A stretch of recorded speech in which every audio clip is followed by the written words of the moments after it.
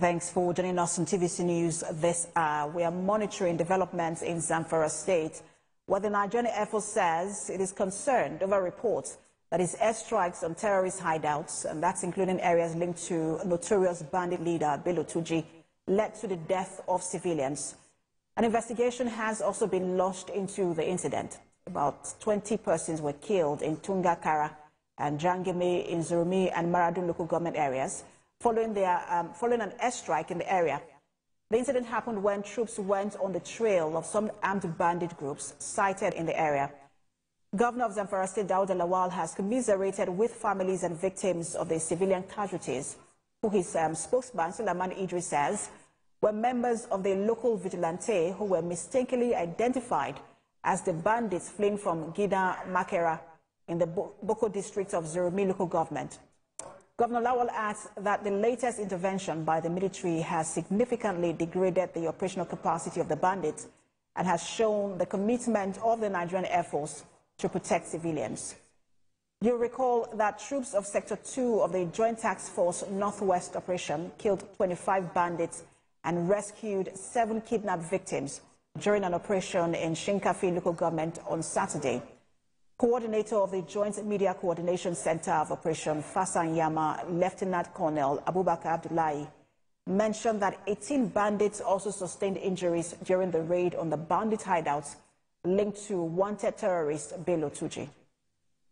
They received another report that their bandits were mobilizing to go to another village. So on their way to that village, they sighted a group of people on motorcycles, and that was the tactics, the strategy that the bandits usually adopt while committing those crimes. So the Air Force hit that target, and unfortunately it was the local vigilantes that were hit. There is immediate support now for the victims, especially those that were injured, because there are many people that were injured and they were taken to the hospital.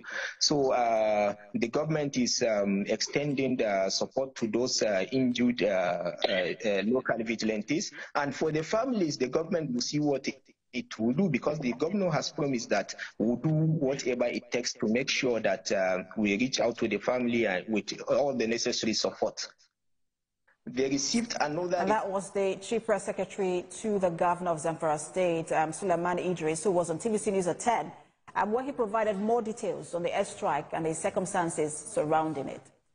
Now let's expand on this further as we bring in the probe on this by the Nigerian Air Force, as we bring in the former spokesman of the Nigerian Air Force, Air Vice Marshal Adesonya, who joins us via Zoom. He retired, rather, who joins us via Zoom. Thank you so much for joining us. The pleasure is mine.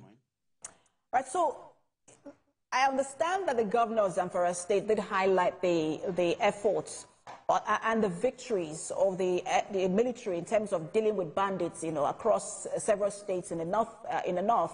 But when you add that there have been several airstrikes on civilian, and we've recorded civilian casualties, put that side by side with the victories. I mean, what do you make of it?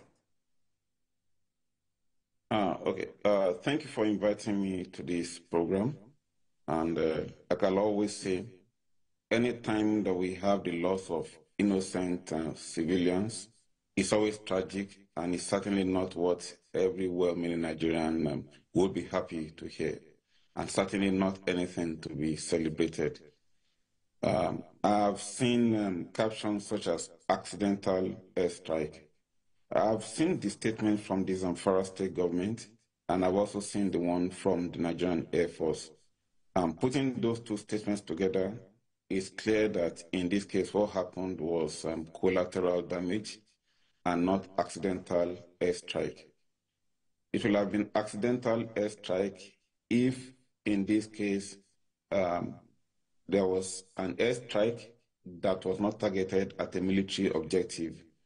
But on a positive note, we learned that there has been a great decimation of the capacity of the bandits and terrorists in that region.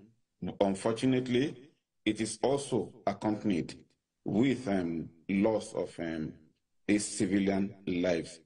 It's a collateral damage, certainly not something to be expected, not something to be welcome rather, but it is not unusual in some instances, which is why the Geneva Convention provides for the possibility of collateral damage.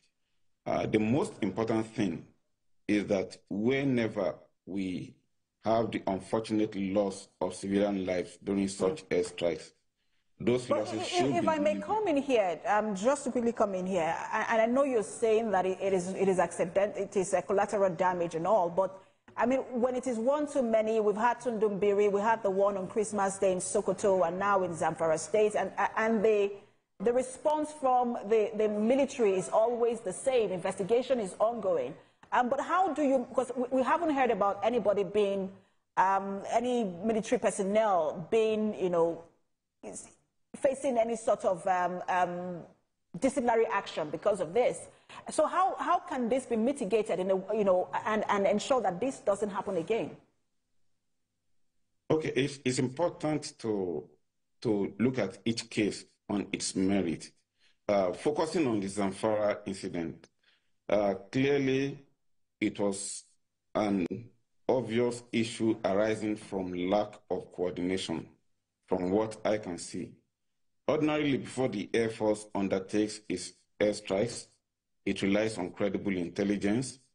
It confirms this intelligence with its intelligence, surveillance, and reconnaissance aircraft. Now, there are measures that could be taken to minimize collateral damage. I'll just quickly go through them and also let you know what, from the reports we received, the Air Force has done and what it perhaps has not done. In the area of credible intelligence, it receives credible intelligence. In the area of confirming that intelligence, it uses its intelligence, surveillance, and reconnaissance aircraft to confirm. In the area of using precision strike capability, the Nigerian Air Force has acquired the Super Tucano, and it also has precision munitions on its unmanned aerial vehicles. Now, another critical element is that of community engagement. So in this case... And the military has said that, you know, apologies for butting in, but we're out of time. And I know that that's one of the things that, you know, military personnel and the police have always talked about, engaging communities. Thank you so much for your time. Former spokesperson of the Nigerian Air Force, retired Air Vice Marshal Olatokunbo Adesonya. Thank you for your time. It's all right then. Have a wonderful day.